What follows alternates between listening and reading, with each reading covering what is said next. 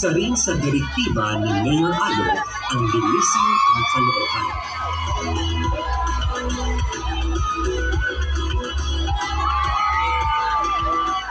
Tinulungan din po namin ang bawat barangay sa paglilinis nila gamit ang weekly cleanup drives po natin at kami po ay umaalalay sa kanila upang mapalinis ang komunidad natin.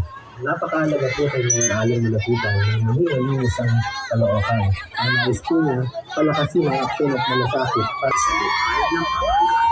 Sa sektor naman po ng negosyo at kabilaan po ang mga malls at itinulis na ginagawa sa Francisco.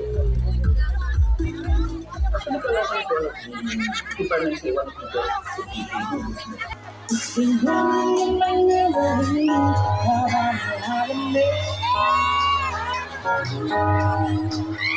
It's been wrong, Manila, hindi kapanglakan.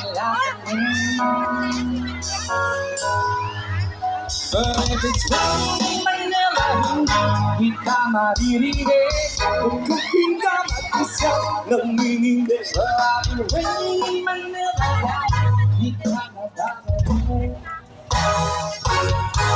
Maulan ba sa inyo pagmumulos dito? Maulan ang ulan, hindi ko